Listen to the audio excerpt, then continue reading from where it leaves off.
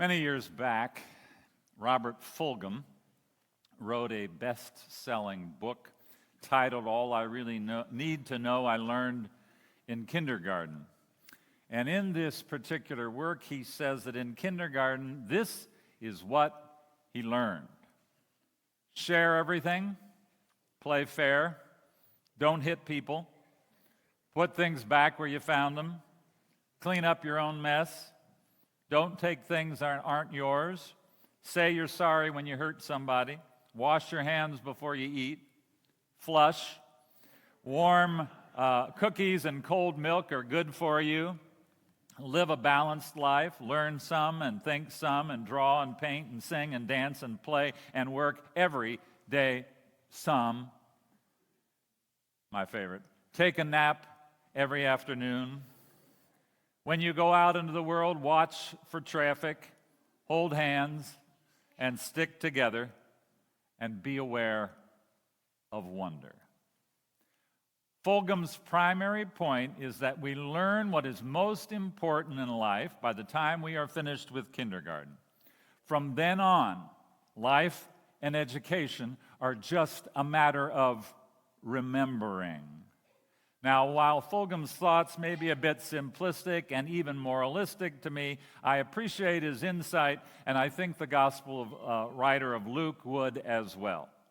In today's reading from Luke, we get to experience one of Luke's big emphases, and one of those emphases has to do with the word remember.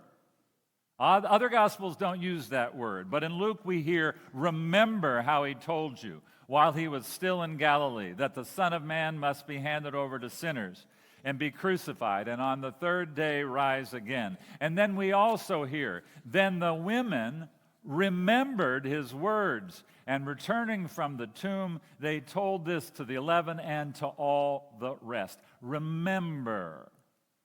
They remembered. And let's be honest, you and I, or at least I, forget very easily. I have to say, the older I get, it drives me absolutely crazy. And admittedly, computers don't help, because I will start a task and then I'll notice a video about some current political reality or the development in the odd American religious world, and I then I start paying attention to those and then forget what I want to do in the first place. My memory is short. And let's be candid, our collective memory is short. Americans have phenomenally short memories. It doesn't take long for us to forget what happened and how what happened shaped and affected us. The women had forgotten what Jesus said to them in Galilee, that he would be handed over to sinners. You see, crucifixion is sin, perhaps possibly the worst sin. A matter of turning our backs on love.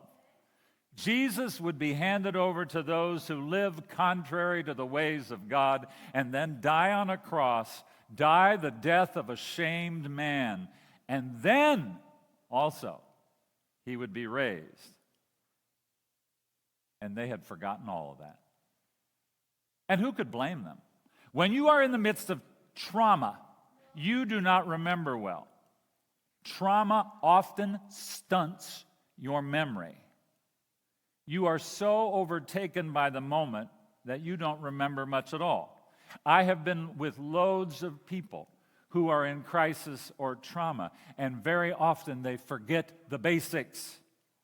And people who work with trauma victims need to be patient with them and their memory loss. The women who have come to the tomb on Sunday, not on Saturday because that was the Sabbath, and pious Jews don't do work on the Sabbath. These women came just to take care of the body, just to do what is right and good.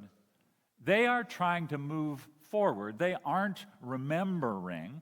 But when the two men, figures we assume are angels, invite them into remembrance, they all of a sudden do remember. And it is that remembering that sends them forward. By the way, that's some good advice for life. Sometimes you've got to remember things in order to go forward into the future. It is a remembering for these folks that, yes, he would be killed, and yes, he would be raised, that gives them a new lease on life. Remembering, they then leave the tomb and tell the disciples that Jesus' body isn't in the tomb, that he's been raised. I pointed this out at 7 o'clock, didn't have that in my original script, but you'll notice that the women, it's a woman who experiences the resurrection first. And the woman reports to the men, and the men don't believe the woman because they perceive it as an idle tale. The word for idle tale comes from a Greek word from which we get delirium. They think that woman is delirious. Throughout history, women have been thought to be delirious, and a lot of people haven't paid attention to what they said. But in our text, Peter, he's got to look for himself. And then when he finds that what Mary said is true, he returns home. Now, biblically, remembering is not just giving a nod to a memory from the past. You know, remember when we took that great trip? Just loved it. We had some good cornbread and ribs, and we saw this person. That was so nice. Do you remember that? Well, biblical remembering is about making what was past present. And by the way, if you figure this out, then you are going to understand what goes on at the communion table. Remembering what happened in the past as a present reality. To remember what Jesus said was for the women to allow his words to become present reality. To remember was to change the present. To remember was to face the pain of crucifixion.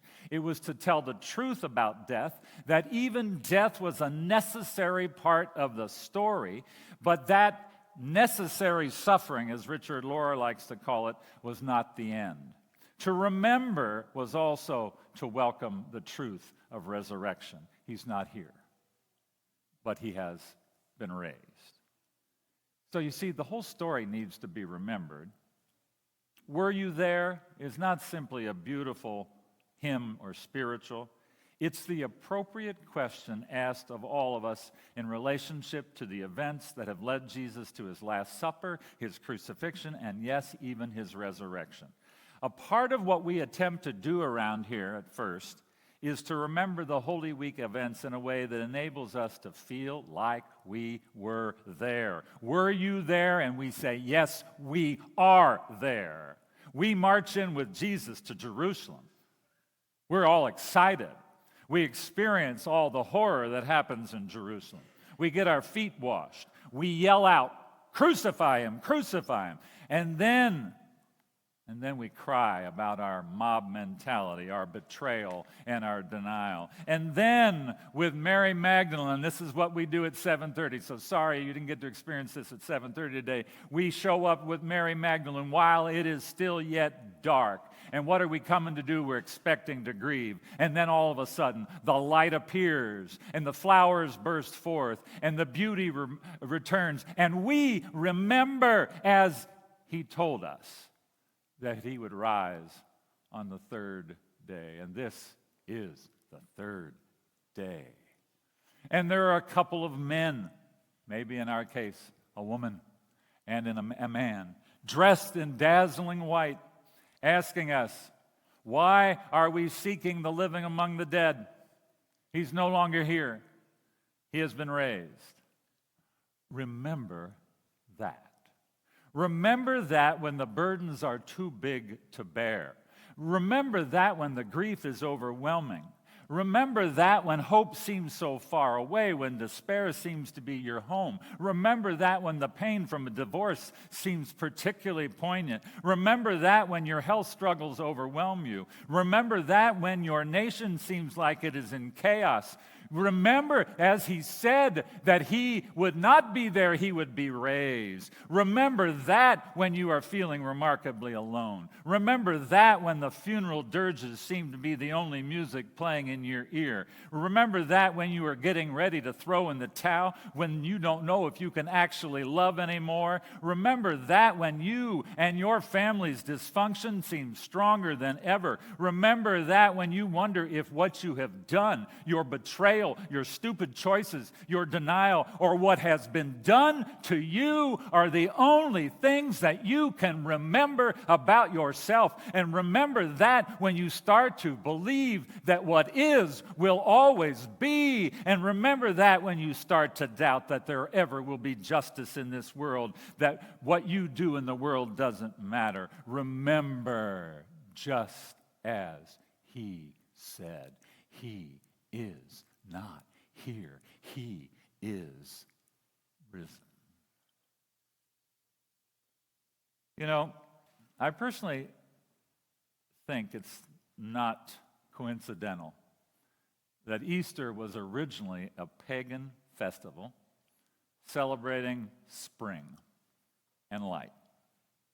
Spring, even if it is phenomenally slow in coming in Michigan. Amen and amen on that one, huh? Even if it is slow in coming in Michigan, spring is nature's way of remembering. He is not here, he is risen. Brett Hessla, a contemporary songwriter, in one of his best songs has written, "With a song of joy, the bud shall break. With a song of joy, the seeds shall wake. With a song of hope, the sun will burn. With a song of hope, the geese return." Nature itself remembers. The daffodils remember. The crocuses, or as I like to say, the croci remember. The birds remember. The temperatures remember. Nature remembers that just as he said he is not here, he is risen. So, if nature can remember, so can we. It's not an idle tale. We probably learned about it in, kindergarten. But it is the heart and soul of our faith. He is not among the dead. He has been raised. Now, that is something worth remembering, something worth building our lives on. Amen.